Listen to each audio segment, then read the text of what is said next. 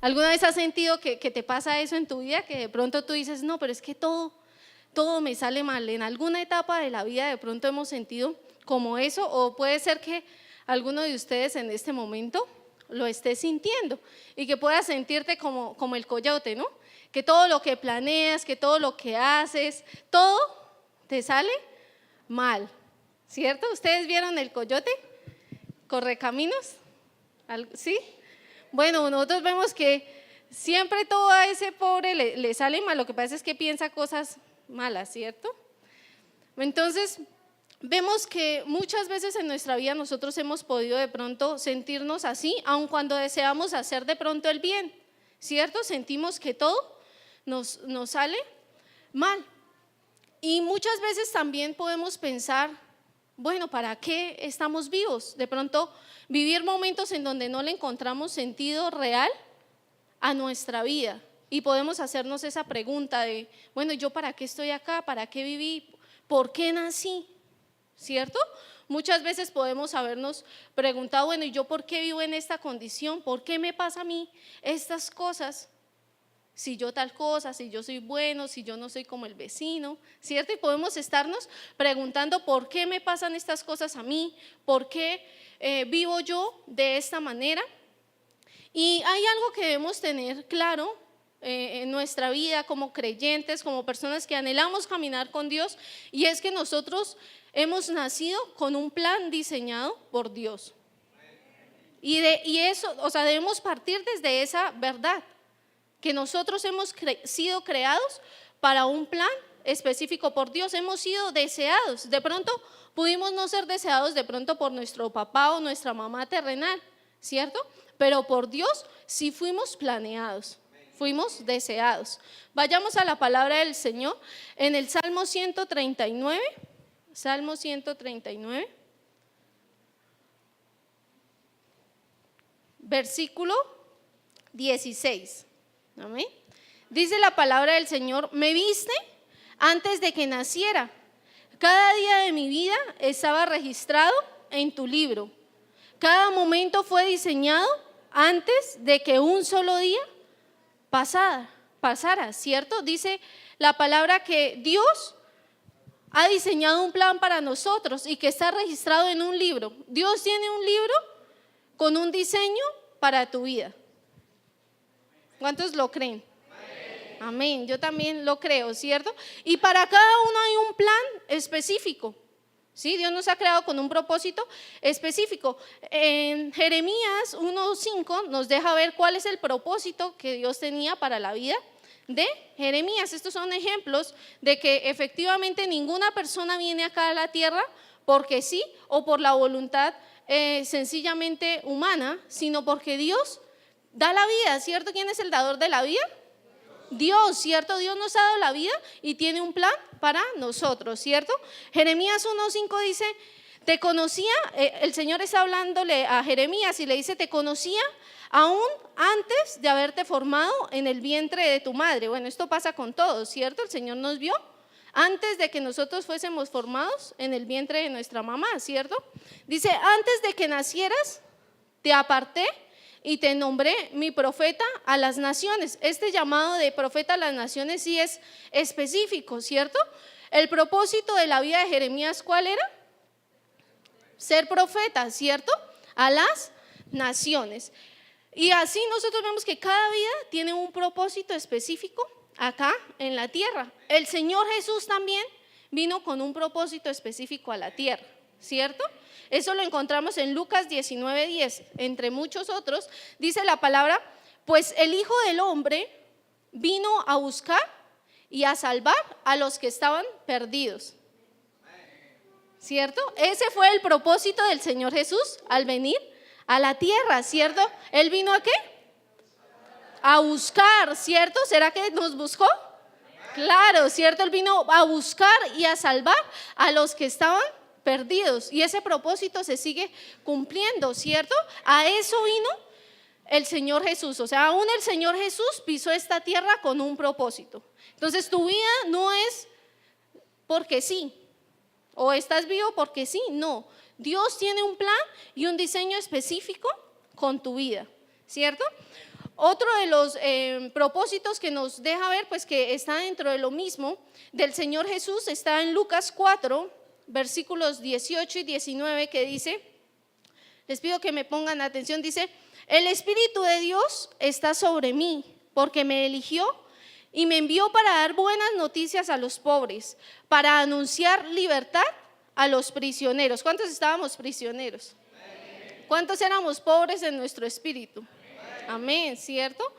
Dice para anunciar libertad a los prisioneros, para devolverle la vista a los ciegos. ¿Cuántos éramos ciegos acá? ¿Cierto? Vivíamos solo por nuestros sentidos y ya. Dice para rescatar a los que son maltratados y para anunciar a todos, este es el tiempo que Dios eligió para darnos salvación. ¿Cuántos creen que este es ese tiempo? Estamos en ese tiempo, en el tiempo de la gracia de Dios, ¿cierto? En donde todo el que se quiera acercar a Él tiene salvación. Uy, no. Otra vez. Este es el tiempo en el que todo el que se quiera acercar a Dios puede tener salvación. Claro, eso debe emocionarnos, ¿cierto? Si usted no se emociona por eso, sí, la verdad no sé qué lo emocione. Me queda muy complicado, ¿cierto? Porque realmente es la mejor noticia, esa es la gran buena noticia que llegó a la humanidad, ¿cierto? Que ahora podemos ser salvos, ¿cierto? Por lo que el Señor ha hecho. Y vamos a ver cuál es el propósito de Dios para nosotros. Vayamos a Juan 15, 16. Juan 15, 16 dice, ¿ustedes qué? Ustedes no me eligieron a mí, yo los elegí a ustedes. Les encargué que vayan y produzcan frutos duraderos. Así el Padre les dará todo lo que pidan en mi nombre. Entonces, ¿cuál es nuestro propósito? ¿Qué es lo que Dios quiere con nosotros? Que seamos personas fructíferas, ¿cierto? Dios desea que tú seas una persona fructífera todo el tiempo, ¿sí? Y que tu fruto sea bueno, que sea un fruto duradero, dice la palabra, ¿cierto? Dice que Él desea que nosotros vayamos y hagamos frutos, ¿cierto? Duraderos. Dice, vayan y produzcan frutos duraderos. Entonces, nuestro deber como hijos de Dios es ser personas fructíferas, ¿cierto? Personas que dan fruto en todo lo que hacemos. Amén. En todo lo que hacemos debemos dar fruto. No es que de pronto, ay, no, es que como estamos en vacaciones, estamos en paro, entonces me la paso durmiendo todo el día. No, aún así estés en la casa, debes ser una persona fructífera, ¿cierto? No porque de pronto estamos de vacaciones, está de paro, no. Entonces tú, o sea, fructífero no siempre se encierra en una suma de dinero, ¿no? Porque es que a veces tendemos a encasillar todo en plata, ¿cierto? Entonces, ser una persona fructífera, ¿cierto? Somos diligentes en todo lo que hacemos. Obviamente en nuestro trabajo también, ¿cierto? Somos personas fructíferas que damos buenos frutos, así el jefe sea malo. Amén. Damos buenos frutos, ¿por qué? Nuestro trabajo es para el Señor, independientemente del jefe que tengamos, ¿cierto? Entonces, si nosotros vemos tener una vida fructífera, bueno, es de pronto fácil decirlo, ¿cierto? Pero hacerlo requiere de mucho compromiso y mucho esfuerzo. Nosotros necesitamos pensar si cada día realmente estamos teniendo esa vida fructífera. Y yo creo que muchos días de nuestra vida podemos tener a esa respuesta de pronto un no, ¿cierto? Porque hay días que de pronto nos dejamos ganar de la pereza o el desánimo o nos dejamos llenar tanto de pronto de preocupaciones que olvidamos que nosotros debemos tener vidas fructíferas, vidas que den buenos frutos, ¿sí? Entonces eso es importante, ¿cierto? Sin embargo, muchas veces hay personas que de pronto piensa que son fructíferas sencillamente porque van a escoger determinado trabajo o porque van a estudiar determinada carrera, y aún de pronto muchos piensan en que si van a estudiar lo que les apasiona, de pronto se van a morir de hambre o algo así. Y no, el Señor desea hacernos fructíferos en cualquier cosa que hacemos. En todo lo que Él nos ponga, Él nos va a hacer personas fructíferas. Sin embargo, nosotros vemos que muchas personas toman sus decisiones de acuerdo a lo que ven en su alrededor, y entonces no viven por la pasión a lo que hacen, sino porque de pronto no, yo estudio esto porque es que a fulanito le ha ido bien en esto, voy a poner este negocio porque el vecino, mire, abrió este negocio y le ha ido como bien, ¿sí?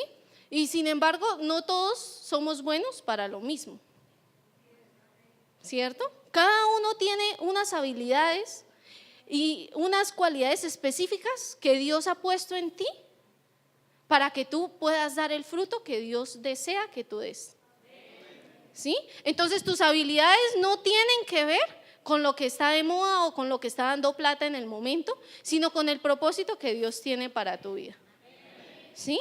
Entonces el Señor siempre toma de lo que nosotros tenemos en nuestras manos. Ustedes recuerdan, a Moisés le dice el Señor, ¿cierto? Bueno, ¿qué tienes en tu mano? Él tenía una vara, y con esa vara el Señor lo manda donde el faraón.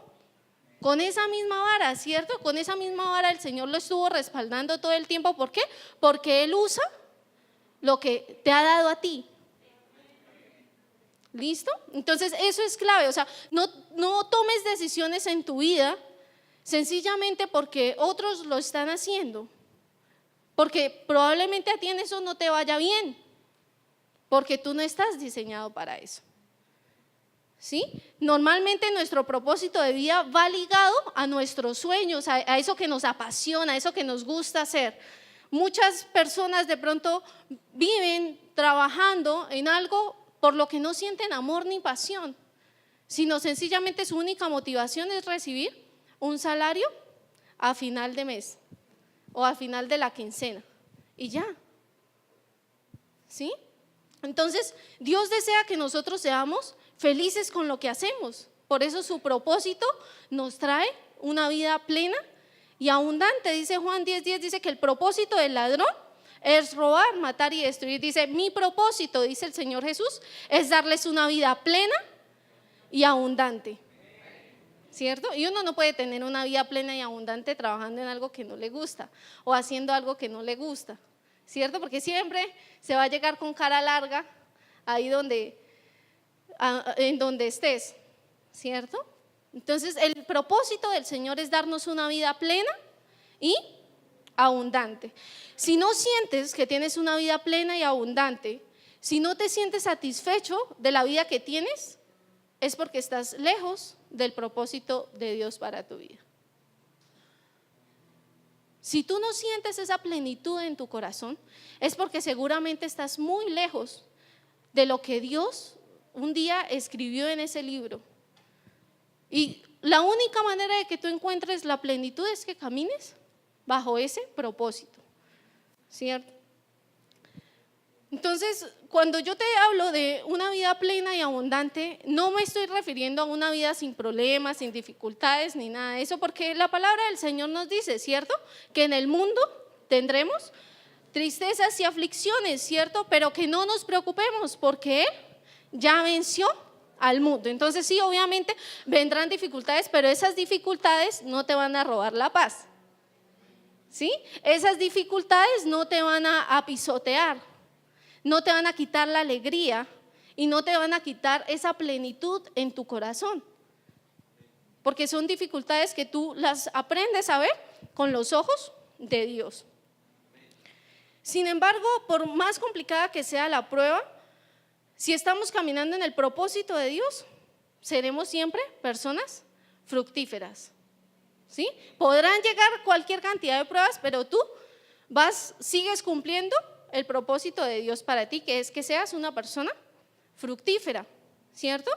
Por ejemplo, vemos un ejemplo en la vida de José, Génesis 39:19.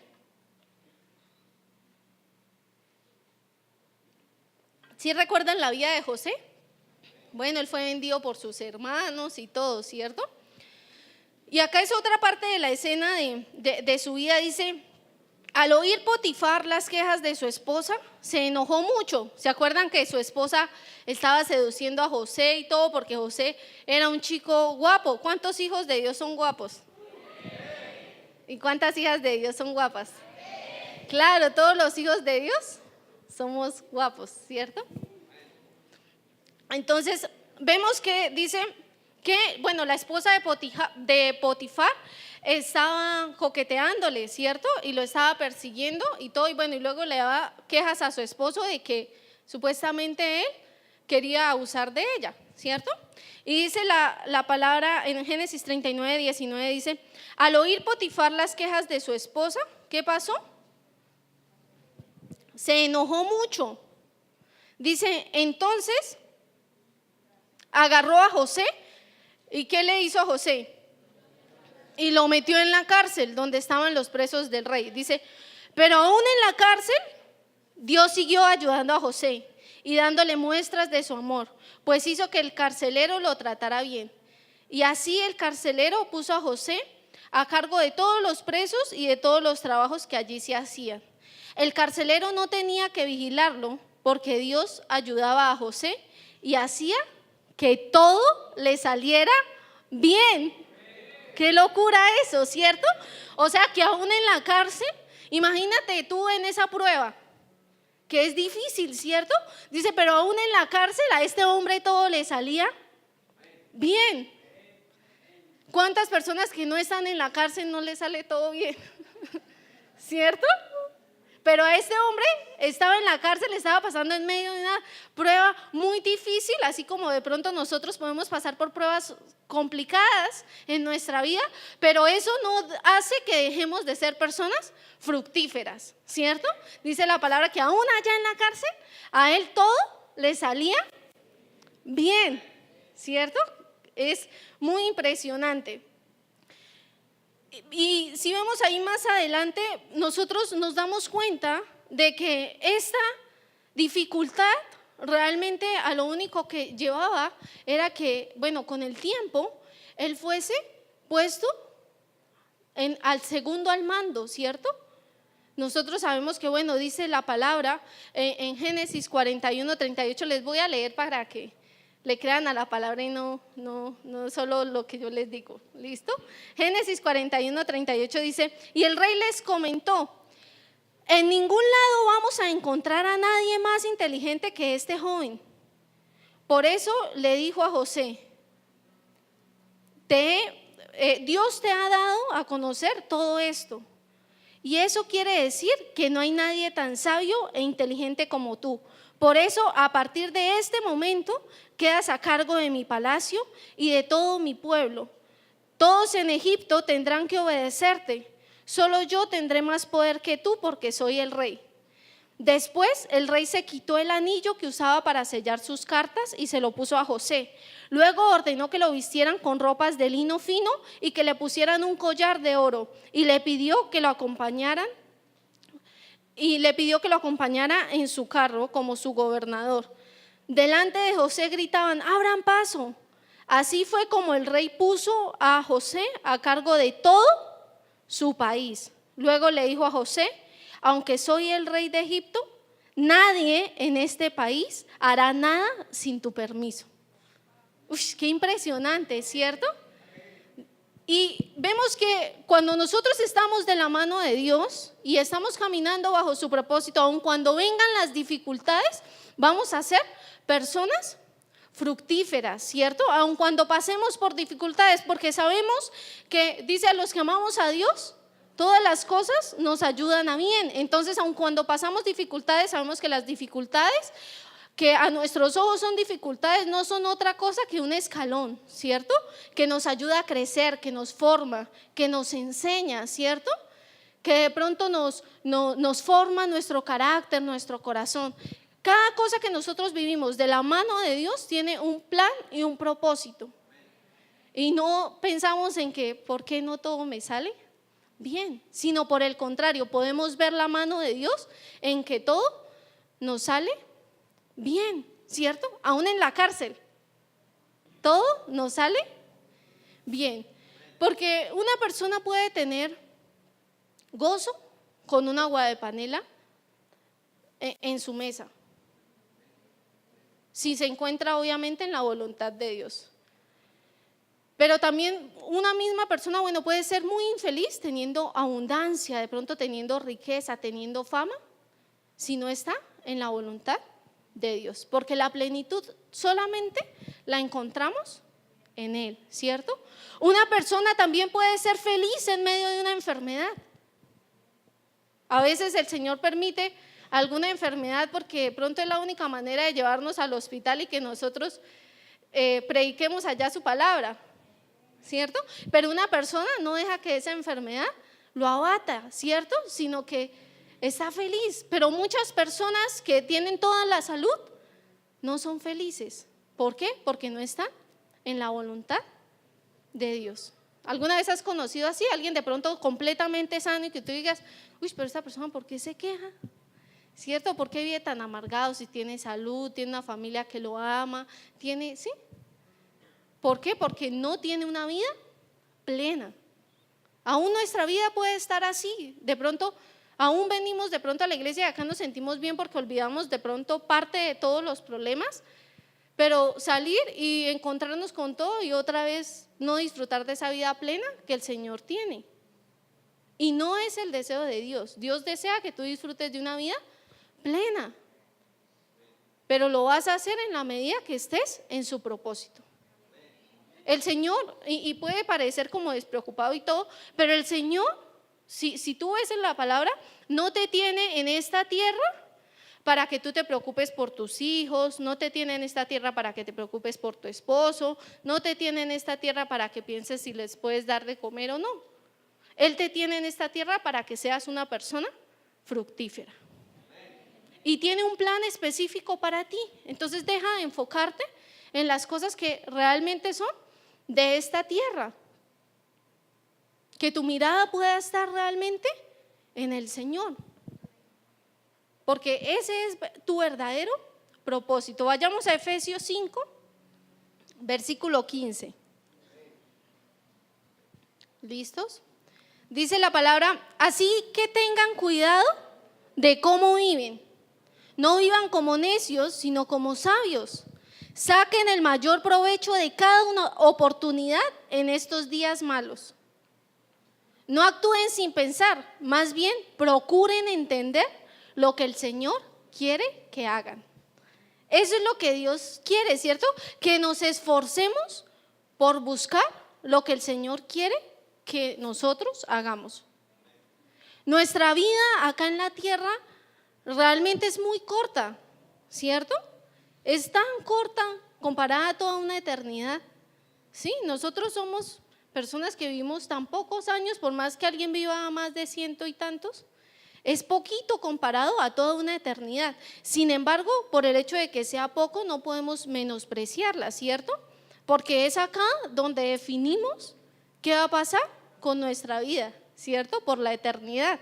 Entonces es corta, pero es muy importante. Y por eso la palabra del Señor nos dice, aprovechen cada oportunidad. O sea, nosotros somos de los que no dejamos volar ni una oportunidad. ¿Sí? Aprovechamos cada oportunidad, dice la palabra, no vivan como necios. ¿Cómo vivirá un necio? Ocupándose de sus propias cosas, ¿cierto? De las cosas de esta tierra y ya. La palabra nos dice, vivan como sabios, ¿cierto? Aprovechen cada oportunidad. Dice, no actúen sin pensar, más bien procuren entender lo que el Señor quiere que hagan. Lo que más debería anhelar cualquier persona es conocer la voluntad de Dios para su vida. Más que su esposo o su esposa sea salvo, que sus hijos sean salvos, que su descendencia sea salva, porque de todo eso el Señor se encarga. Ya tenemos promesas para esto, solo necesitamos confiar en Él, ¿cierto? Confiar en su palabra. Lo que más debería preocuparnos es hacer la voluntad de Dios, vivir el propósito para el cual Dios nos ha enviado. ¿cierto? ¿Y cómo podemos encontrar la voluntad de Dios? ¿Cómo se les ocurre? Bueno, en realidad no es necesario que se nos ocurra porque el Señor ya dejó todo escrito. Entonces no nos toca ponernos allá de creativos, sino vayamos a Romanos 12:2. Romanos 12:2. ¿Qué dice la palabra del Señor? No imiten las conductas ni las costumbres de este mundo. Más bien, dejen que Dios los transforme en personas nuevas al cambiarles la manera de pensar. Dice, entonces, acá viene la clave. Dice, entonces aprenderán a conocer la voluntad de Dios para ustedes, la cual es buena, agradable y perfecta. Entonces, ¿qué necesitamos?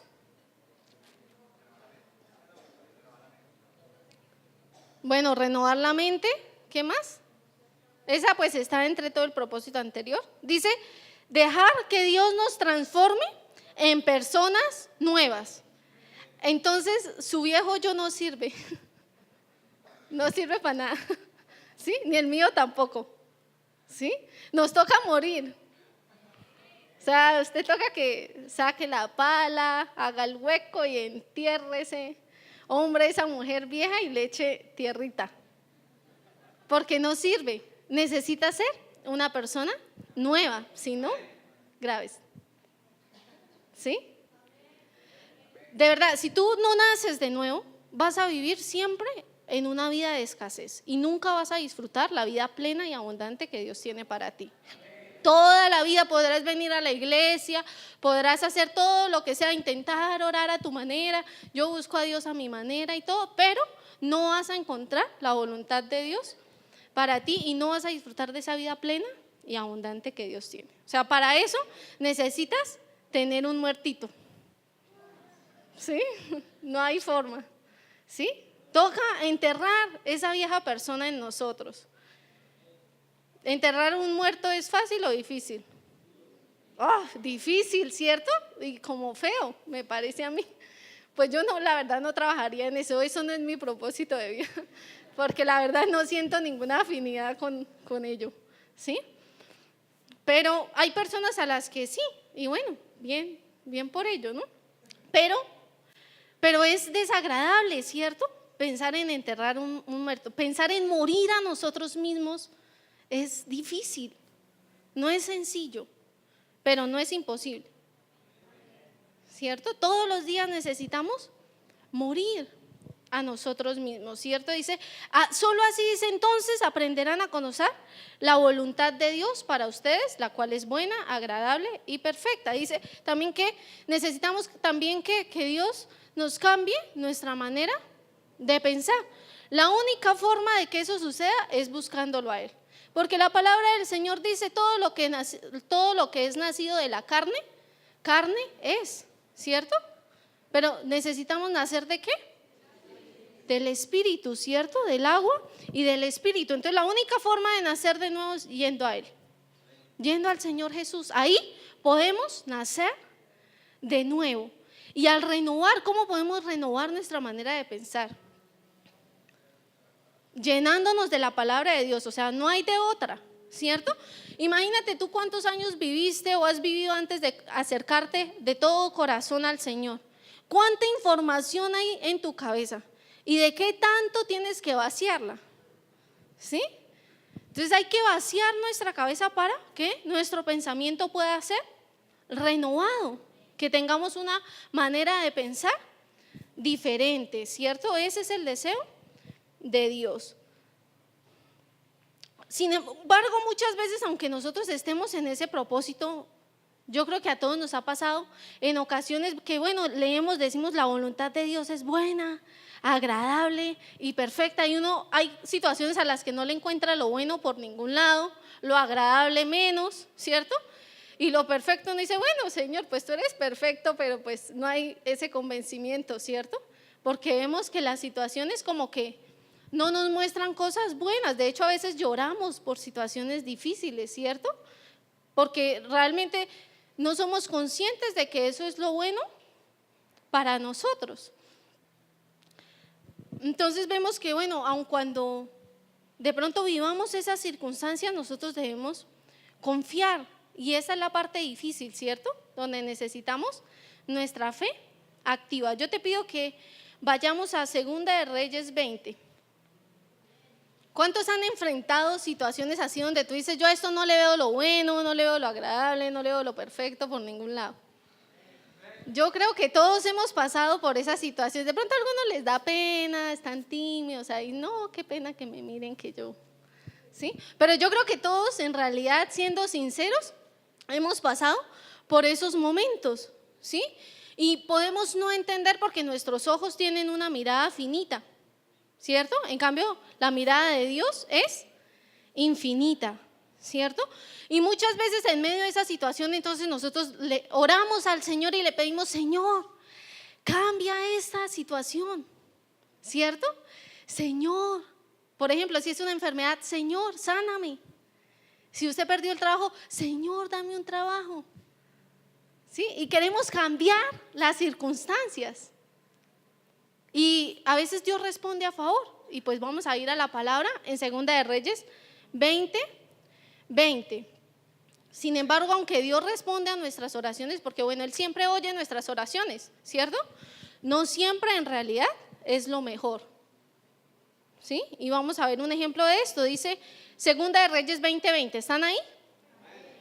Les pido que todos estén ahí. Si no has buscado, apure, busque rápido. ¿Listo? Para que todos estemos ahí. Segunda de Reyes 20:20 dice, en esos días el rey Ezequías se enfermó gravemente y estaba por morir. El profeta Isaías fue a visitarlo y le dijo, Dios dice que vas a morir. ¡Oh, qué noticia! ¿No? O sea, imagínense, ahí donde se ve lo bueno, agradable y perfecto. Yo creo que ese hombre no veía eso por ningún lado, ¿cierto? Dice, Dios dice que vas a morir, así que arregla todos tus asuntos familiares más importantes. Entonces Ezequías volvió su cara hacia la pared y oró a Dios así, Dios mío, no te olvides de que yo siempre he sido sincero contigo. Y empieza uno a intentar convencer a Dios de alguna manera, ¿cierto? Tocar allá el corazón de Dios para que Él nos responda a nuestro favor. Dice, y te he agradado en todo. Dice, luego Ezequías lloró con mucha tristeza. Dice, Isaías lo dejó, pero antes de salir al patio central del palacio, Dios le dijo, vuelve y dile al rey que yo, el Dios de su antepasado David, escuché su oración y vi sus lágrimas. Ay, ¿cuántas veces a Dios le habrá pasado eso con nosotros, cierto? Dice, dile que voy a sanarlo. O sea, ya la noticia no era que se iba a morir, sino que bueno, él ya había escuchado su oración y entonces lo va a sanar. 25, sí, vamos en el 5. Dice, vuelve y dile al rey que yo, el Dios de su antepasado David, escuché su oración y vi sus lágrimas. Dile que voy a sanarlo y que le daré 15 años más de vida. Pues imagínense, el Señor respondió, qué nota, ¿cierto? Y muchas veces nosotros nos alegramos, uy, el Señor me dio el trabajito que yo estaba esperando, ¿cierto? El Señor me trajo acá a la familia a conocer de Dios, ¿sí? Y muchas veces podemos alegrarnos, ¿cierto? Ahí parece que está algo malo o no. Pues por ahora bien, ¿cierto? Le dio 15 añitos más, ya no se iba a morir de una, sino 15 años más. Dice, dentro de 3 días ya podré venir a mi templo para adorarme, además por amor a mí mismo y a David, a quien me fue fiel en todo, salvaré a Ezequías y a Jerusalén del poder del rey de Asiria. Veamos el versículo 21.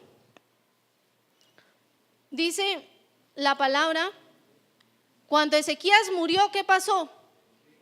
Lo que pasa con todos los muertos, ¿cierto? Lo enterraron en la tumba de sus antepasados. Dice, su hijo Manasés reinó en su lugar. ¿Sí? Estamos ahí, versículo 21. Ahora les pido que veamos el capítulo 21 de Segunda de Reyes también, capítulo 21, versículo 1. Dice, Manasés comenzó a reinar, ¿a cuánto? A los 12 años. Paren ahí un momento. Dice que Manasés empieza a reinar cuando tenía 12 años. O sea, era un rey como los de Kids. Tenía 12 años cuando empezó a reinar. Es decir, que este hijo es producto de esos 15 años que Dios le prolongó a Ezequías. O sea, él estaba dispuesto para que se muriera ya, pero no, como casi 3 años, pues porque lo que dura en la barriguita y todo. Entonces nació Manasés, que es la persona que viene a reinar. Dice, seguimos leyendo, dice, la capital de su reino fue Jerusalén y su reinado duró 55 años. ¿Cuánto duró? 55 años. Dice, su madre se llamaba Jepsiba. Manasés no obedeció a Dios, pues practicó las costumbres vergonzosas de las naciones que Dios había expulsado del territorio de los israelitas, reconstruyó los pequeños templos que su padre Ezequías había destruido, hizo imágenes de la diosa Astarte y edificó altares para adorar a Baal. También siguió el mal ejemplo del rey Ahab y adoró a todos los astros del cielo. Construyó altares para esos astros en los patios del templo de Dios, aun cuando Dios había dicho que ese templo sería su casa en Jerusalén.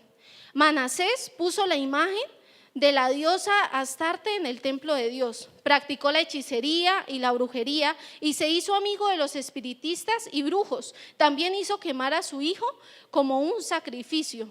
Su comportamiento fue tan malo que Dios se enojó mucho. Dios les había dicho a David y a su hijo Salomón: de todas las ciudades de Israel he elegido a Jerusalén para poner allí mi templo y viviré en él para siempre. Si los israelitas obedecen todos los mandamientos que le di a Moisés, no los expulsaré del país que les he dado. Pero los israelitas no obedecieron a Dios. Al contrario, Manasés los hizo cometer peores pecados que los que había cometido las naciones que Dios había destruido cuando los israelitas llegaron a la región. Por eso Dios dijo por medio de sus profetas: Manasés ha cometido pecados vergonzosos, sus pecados son peores que los cometidos por los amorreos. Hizo que Judá pecara adorando ídolos. Por eso yo, el Dios de Israel, causaré terribles daños en Jerusalén y en Judá. Bastará que oigan lo que allí haré para que les duelan los oídos. De Jerusalén no va a quedar nada. La voy a castigar como castigué a Samaria y a la familia de Ahab. Quedará vacía como un plato que se limpia y se vuelca para dejarlo secar. Aún a los que queden con vida los destruiré. Voy a dejar que sus enemigos los derroten y les quiten todo, porque desde que saqué de Egipto a sus antepasados, este pueblo se ha comportado mal y me ha hecho enojar. Además de hacer pecar a Judá, Manasés mató mucha gente inocente. Fueron tantos los que mató que Jerusalén se llenó de sangre desde un extremo al otro. Y es impresionante, ¿cierto? Todo lo que sucede. O sea, si Ezequías se muere cuando Dios había dispuesto que se muriera, este hombre no nace. Y nosotros hasta el día de hoy vemos resultados de lo que este hombre hizo, porque efectivamente todo lo que el Señor dijo se cumplió. Y a pesar de que luego de él llegaron reyes que hacían lo que a Dios les agradaba, el Señor seguía triste y enojado. Josías fue uno de esos hombres que llegó, y dice la palabra en Segunda de Reyes 23-25, dice: ni antes ni después hubo otro rey como Josías, que se apartara de su maldad y obedeciera a Dios con todo su corazón y con todas sus fuerzas. Sin embargo, Dios siguió enojado contra Judá por los pecados de Manasés, porque los pecados de Manasés lo habían ofendido mucho. Es tremendo, ¿cierto? ¿Cuántas veces de pronto hemos intentado manipular la voluntad de Dios, que es buena, en realidad es agradable y es perfecta, ¿cierto? Y hemos resultado haciendo cosas de pronto porque tocamos el corazón de Dios y Él nos respondió, pero que en realidad fue todo un caos, ¿cierto? Y yo siento que muchas veces nosotros somos tentados a pedir que la voluntad nuestra se establezca por encima de la de Dios. Pero este es un ejemplo que a mí me impresiona muchísimo de cómo debemos aceptar la voluntad de Dios, como lo hizo nuestro Señor Jesucristo. ¿cierto? Por más difícil que fue la situación, el Señor dijo: Padre, si quieres, te pido que quites esta copa de sufrimiento de mí. Sin embargo, quiero que se haga tu voluntad, no la mía. Tremendo, ¿cierto? Cómo muchas veces podemos, el hecho de que tú tengas una respuesta de Dios no te garantiza que estés en el propósito y la voluntad de Dios. Entonces es importante que nosotros veamos y que realmente nuestro corazón se rinda ante la voluntad de Dios, porque solamente de esa manera vamos a caminar en su propósito, solamente de esa manera tú le vas a encontrar sentido a tu vida, solamente de esa manera vas a disfrutar de una vida plena y abundante.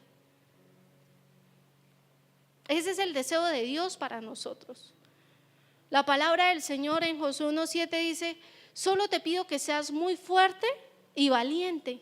Y es lo mismo que nos dice ahora a nosotros, porque en estos tiempos necesitamos ser fuertes y valientes. Dice: así podrás obedecer siempre todas las leyes que te dio mi servidor Moisés. No desobedezcas ni una sola de ellas, y te irá bien por donde quiera que vayas. Nunca dejes de leer el libro de la ley, estúdialo de día y de noche y ponlo en práctica, para que tengas éxito en todo lo que hagas. Esta es la clave: obedecer la palabra de Dios para que todo lo que hagamos nos salga bien y no nos vivamos preguntando ¿por qué todo me sale mal? ¿Cierto? Si tú quieres que todo te salga bien, obedece la palabra del Señor. Vive bajo su voluntad, vive de acuerdo a su voluntad. Dice: yo te pido que seas fuerte, el versículo 9 dice: yo te pido que seas fuerte y valiente, que no te desanimes ni tengas miedo, porque yo soy tu Dios y te ayudaré por donde quiera que vayas. Te esperamos en todas nuestras celebraciones. Entre semana, miércoles a las 7 p.m. y el fin de semana, sábados a las 7 p.m., domingos a las 9 a.m. Carrera 11, número 840. Te esperamos. Síguenos en nuestras redes sociales, Asambleas de Dios Socorro.